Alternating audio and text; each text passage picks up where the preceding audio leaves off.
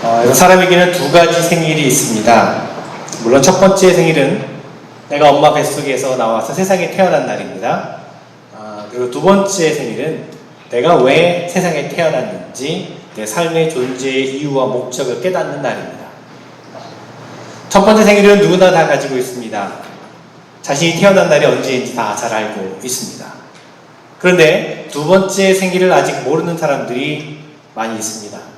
두 번째 생일을 아직 경험하지 못한 이들이 많습니다. 쇼펜하우어라고 하는 독일의 유명한 철학자가 있었는데 하루는 그가 공원의 벤치에 앉아서 깊은 생각에 잠겨 있었습니다. 어느덧 해는 뉘엿뉘엿 기울어가고 사람들이 다 집으로 돌아가고 공원 안에는 쇼펜하우어 혼자 앉아 있었습니다. 이때 공원을 청소하는 사람이 그에게 말합니다. 여보시오, 도대체 당신은 누구이기에 해가 지는데도 집에 가지 않고 여기 앉아 있는 거요? 그러자 쇼펜하우어는 미안한 듯이 대답을 합니다. 그러게요. 그것이 제 문제입니다. 나는 지금 내가 누구인지를 생각하고 있는 중입니다. 대답을 하더랍니다. 여러분, 우리는 누구입니까? 우리는 어떤 존재입니까? 여러분에게 각자 이름이 있습니다. 그렇다면 내 이름이 내가 누구인지를 밝혀주는 건가요? 물론 내 이름이 내가 누구인지를 증명해 주기는 합니다. 그러나 단지 우리의 사회적인 정체성을 말해줄 뿐입니다. 여러분이 거울 앞에 서 있습니다. 거울 앞에 서기를 꺼려하시는 분들이 계실지 모르겠지만 거울 앞에 서게 되면 여러분의 모습이 보여지죠. 그렇다면 거울에 비추어진 내 모습이 진정한 내 모습일까요? 그러나 거울 앞에 비춰준 나는 내가 아닙니다. 그것은 단지 거울에 비친 나의 허상일 뿐이죠. 그런데 우리는 거울에 비친 허상을 실제 내 모습처럼 그렇게 믿고 살아갑니다. 저희 아이들이 저를 아버지라고 부릅니다. 아빠라고 부릅니다. 그러나 그것은 또 내가 아닙니다. 아이들의 입장에서 바라볼 때 내가 아버지이지만 그것이 진정한 내 자신은 아닙니다. 제 아내는 저를 여보, 남편, 당신이라고 부릅니다. 그러나 그것은 아내 입장에서 볼 때 남편이지 또 그것이 내 자신은 아닙니다. 여러분, 비즈니스 하는 곳에서 뭐라고 불리십니까? 사장님으로 부르시나요? 그러나 그건 역시 내가 아닙니다. 직원들의 입장에서, 손님들의 입장에서 볼 때 내가 사장이지만 그것이 진정한 나는 아닙니다. 교회에서도 마찬가지입니다. 여러분은 저를 목사라고 불러주십니다. 그러나 여러분의 입장에서 볼 때 제가 목사이지 그것이 제 진정한 모습은 또한 아닙니다. 그렇습니다. 어쩌면 이 모든 것이 나의 모습일 수 있겠지만 또 이 모든 것이 나의 모습이 아니기도 하다는 것입니다. 정신분석학자인 에릭 프롬이 이렇게 이야기를 합니다. 현대인은 모두 상품화되어 있다. 그래서 현대인은 오직 그가 가진 상품적인 가치로 인정된다라고 얘기합니다. 오늘날 한 사람을 평가하는 기준은 그가 가진 것으로 평가된다는 것입니다. 어떤 사람에 대해서 그가 누구냐라고 물으면 어떤 대답이 돌아옵니까? 어떤 직업을 가진 사람이다, 어떤 위치에 있는, 어떤 지위에 있는 사람이다, 돈을 얼마만큼 버는 사람이다, 이런 대답이 돌아옵니다. 한 사람을 그가 가진 어떤 능력이나 배경으로 평가하는 것이죠. 안타깝지만 그것이 현실입니다. 세상의 풍조가 그렇다는 것입니다. 자, 이런 풍조 속에서 우리 자신이 정말 누구인지, 어떤 존재인지를 잘 모르고 살아갈 때가 많습니다. 그저 세상이라고 하는 거울에 비친 그 허상을 보고 또 다른 사람들이 나를 어떻게 바라보는가 하는 것을 보고 그것이 진짜 내 모습이라고 착각하며 살아가는 것이죠. 자, 그렇다면 여러분, 정말 나는 누구입니까? 시편 기자가 이렇게 말씀합니다. 시편 139편에서 내 형질이 이루어지기 전에 주의 눈이 보셨으며 나를 위하여 정한 날이 하루도 되기 전에 주의 책에 다 기록이 되었나이다. 이렇게 말씀합니다. 무슨 말입니까? 내가 어머니의 태에서 사람으로서의 모습을 채 갖추기도 전에 하나님께서 나를 보셨다는 것입니다. 그리고 내가 이 세상에 태어나기도 전에 하나님께서는 내 이름을 기록하셨다라고 말씀하고 있는 것입니다. 또한 사도 바울은 이렇게 고백합니다. 내 어머니의 태로부터 나를 택정하시고 그의 은혜로 나를 부르시니가, 그렇게 말합니다. 내가 어머니의 태중에 있을 때에 이미 하나님께서 나를 택하시고 부르셨다라고 하는 말씀입니다. 부르셨다라고 하는 것은 무슨 뜻입니까? 나에게 어떤 일을 맡기시려고 나를 부르셨다는 것입니다. 하나님께서 내게 맡기신 사명이 있다는 것입니다. 그렇습니다. 전에도 말씀드렸듯이 우리의 존재 이유는 사명에 있는 것입니다. 사명이 바로 우리의 존재의 이유가 된다는 것입니다. 여러분, 우리 인생에 의미 없는 인생은 하나도 없습니다. 그 어느 누구도 아무런 의미 없이 태어난 인생은 없습니다. 하나님께서는 내가 사람의 모습을 갖추기도 전에 나를 보셨다고 했습니다. 내 이름을 하나님 책에 기록했다라고 말씀하고 있습니다. 그리고 나를 택하시고 부르셨다라고 말씀하십니다. 파스칼이나 사르트르 같은 철학자들은요, 인간을 가리켜서 세상에 던져진 존재라고 그렇게 말합니다. 마치 공을 멀리 던지면 공이 이리저리 튕겨다니다가 어느 곳에 자리를 잡고 멈추는 것처럼 인간은 스스로 자기 자리를 찾아가야 하는 존재라고 말합니다. 그러나 인간은 여러분 그런 존재가 아닙니다. 우리는 분명한 목적을 가지고 태어난 존재라는 것입니다. 하나님께서 부르시고 하나님께서 보내신 그 자리에서 하나님께서 맡겨주신 사명이기 때문에 존재하는 존재라는 것입니다. 모세라는 사람이 있었습니다. 여러분 잘 아시죠? 모세의 이름은요, 건져냄, 물에서 건져냄이라고 하는 뜻을 가지고 있습니다. 그 이름의 뜻이 그렇습니다. 그런데 모세는 자기 이름이 가지고 있는 의미를 알지 못했습니다. 자기에게 맡기신 하나님의 사명이 무엇인지 알지 못했습니다. 그래서 그는 아무런 의미 없는 인생을 살았습니다. 40년 동안을 바로의 궁전에서 화려한 생활을 했지만 그의 인생은 아무런 의미가 없었습니다. 바로의 궁전에서 나와서 40년 동안을 미디안 광야에서 양을 치는 목자로 살았지만 역시 아무런 의미 없는 삶을 살았습니다. 그런데 어느 날 하나님께서 모세를 부르셨습니다. 내가 내려가서 그들을 애굽인의 손에서 건져내고 이제 내가 너를 바로에게 보내어 너에게 내 백성 이스라엘 자손을 애굽에서 인도하여 내게 하리라 말씀하십니다. 모세가 비로소 자신의 사명을 깨닫게 되는 순간입니다. 건져냄이라고 하는 이름을 가진 그 모세가 이스라엘 백성을 애굽에서 건져내는 사명을 받게 된 것이죠. 그 사명을 다시 깨닫게 된 것입니다. 그렇습니다. 하나님께서는 모세에게 맡기실 사명이 있어서 모세를 태어나게 하셨던 것입니다. 그리고 그의 이름을 모세라고 지어주셨습니다. 그리고 드디어 그가 자신이 가진 사명을 확인하고 깨닫게 됩니다. 그 순간 모세의 인생은 새로운 의미를 가진 인생으로 다시 태어나게 되는 것입니다. 두 번째 생일을 맞이하게 된 것입니다. 내가 누구인가? 나는 왜 이 세상에 태어났고 내가 존재하는 목적이 이유가 무엇인가 하는 것을 깨닫게 된 것입니다. 이때부터 모세의 인생은 무한한 가치를 가진 인생으로 변화되었다는 것입니다. 여러분 가운데 아무런 의미 없이 세상 가운데 그저 던져진 존재로 태어난 사람은 한 사람도 없습니다. 아무런 의미 없는 인생은 하나도 없습니다. 하나님께서는 분명히 여러분에게 맡길 일이 있으셔서 여러분을 세상 가운데 보내신 것입니다. 우리 모두에게 부르신 사명이 있다는 것입니다. 단지 우리가 그것을 깨닫지 못하고 있을 뿐인 것이죠. 바라기는 여러분, 하나님께서 여러분에게 맡겨주신 사명이 무엇인지를 다시 한번 깨닫게 되기를 간절히 바랍니다. 아무런 의미 없이 하루하루를 사는 것이 아니라 분명한 의미와 목적을 가지고 하루하루를 정말 가치 있고 의미 있게 살아가시는 여러분 모두가 되었으면 좋겠습니다. 오늘 우리가 읽은 베드로 전서의 말씀, 이 말씀에서 우리가 살아가는 현실 속에서 감당해야 될 사명이 우리가 무엇인지를 발견하게 됩니다.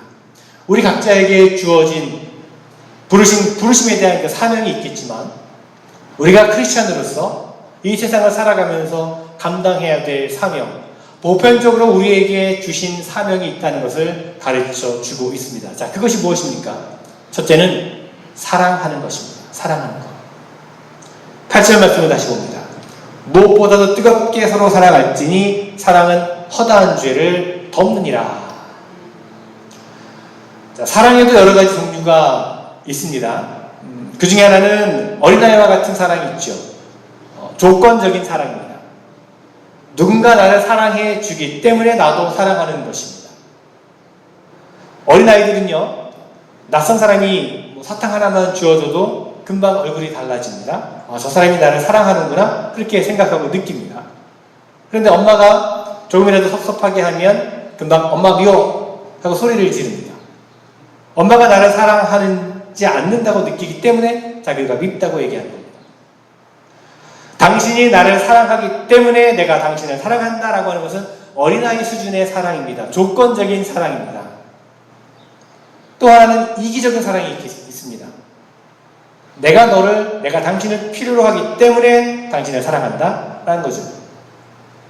젊은 사람들이 흔히 그대 없이는 못 살아 하는데, 그것이 과연 내가 정말 저 사람을 사랑해서 하는 말인지 아니면 그 사람이 필요하기 때문에 사랑한다라고 말하는 것인지 깊이 생각해 볼 필요가 있습니다. 내 이기적인 욕심을 채우기 위해 하는 사랑은 결코 오래가지 못합니다. 여러분, 세상에 있는 모든 사랑은 수평적인 관계입니다. 그래서 한쪽에서 그 마음이 변하게 되면 그 사랑은 얼마든지 깨어질 수가 있습니다.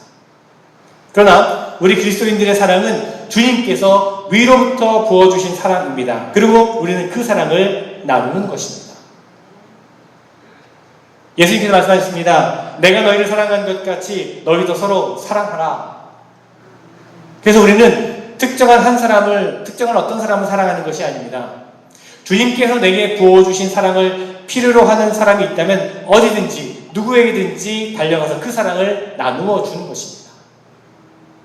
그래서 우리는 당신이 나를 사랑하기 때문에 나도 당신을 사랑한다, 이것이 아닙니다. 내가 당신을 필요로 하기 때문에 당신을 사랑한다, 이것도 아닙니다. 주님께서 나에게 부어주신 사랑이 있기에 그 사랑을 나누어 주어야 하기 때문에 내가 사랑합니다. 내가 당신을 사랑함으로만 내 인생에 의미가 있습니다. 바로 이것입니다. 이런 사랑이 우리에게 있어야 합니다.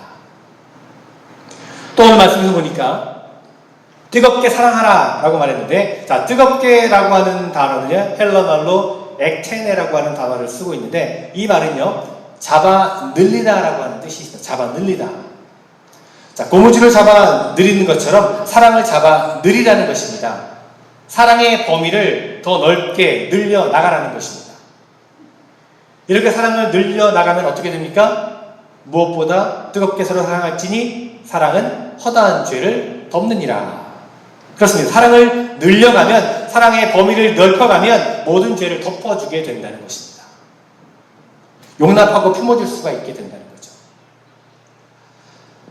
이런 이야기가 있습니다. 혹시 들어보셨는지 모르겠는데, 어떤 사람이 죽었습니다. 세상을 떠났는데, 죽으면서도 나같이 욕심대로 산 사람, 욕심 많이 산 사람은 분명히 지옥에 갈 거야, 그런 걱정을 하면서 죽었습니다.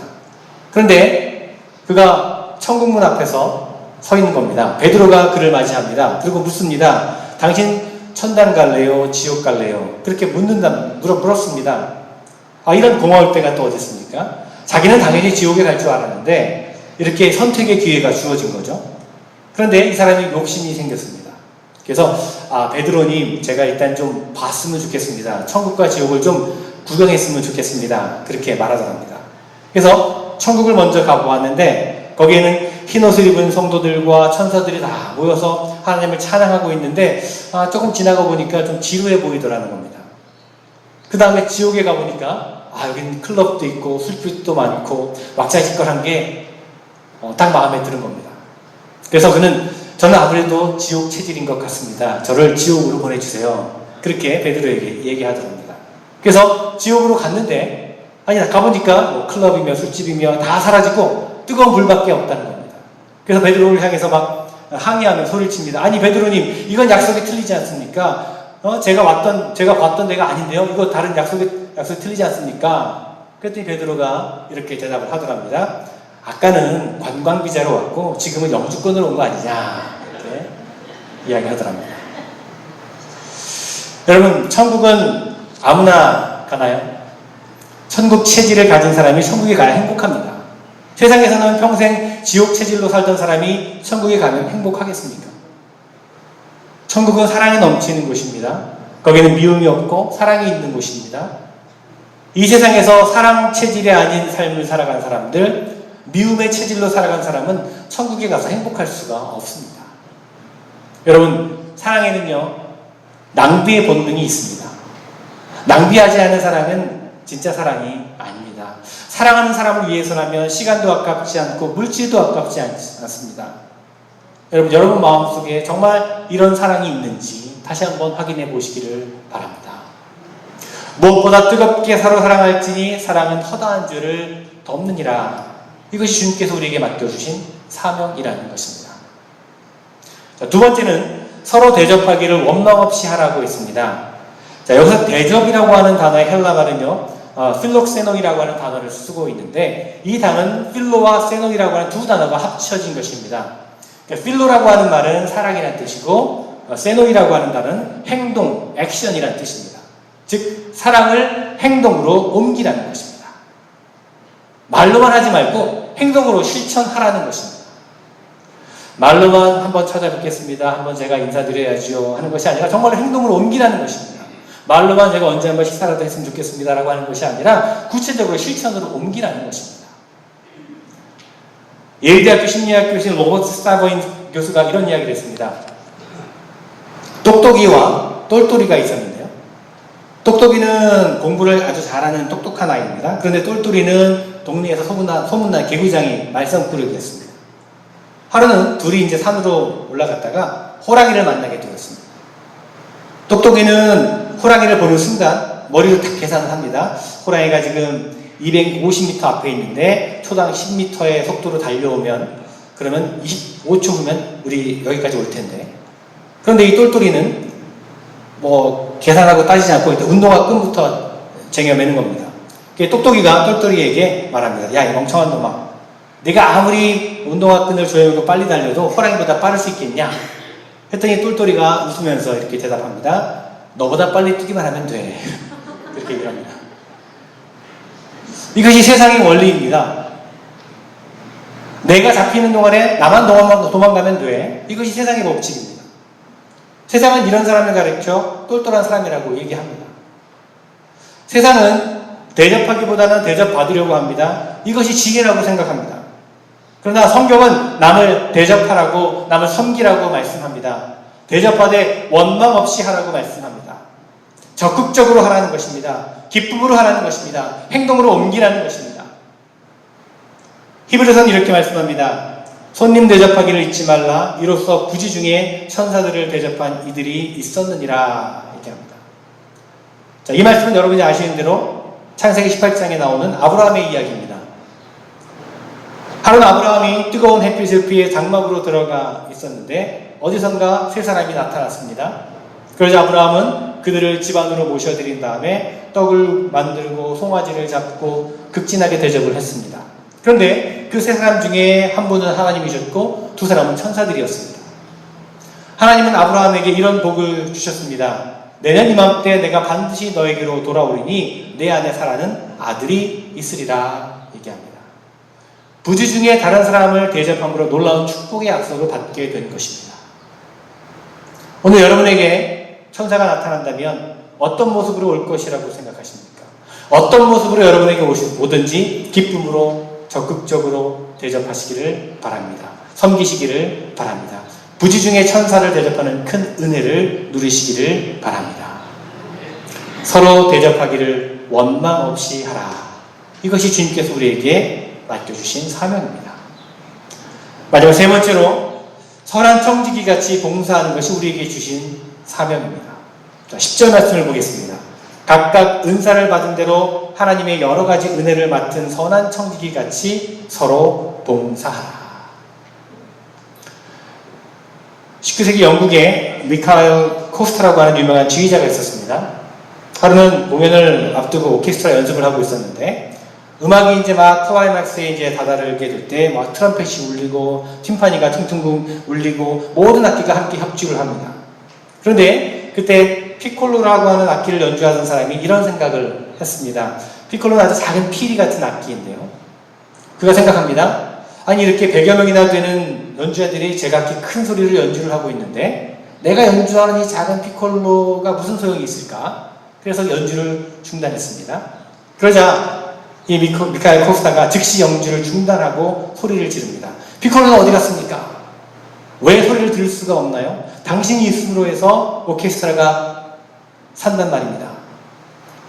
이 피콜로 연주자는 자신이 내는 소리가 너무 작아서 아무것도 아닐 것이라고 생각을 했지만 그가 없을 때에 그 연주가 완성될 수가 없었던 것입니다.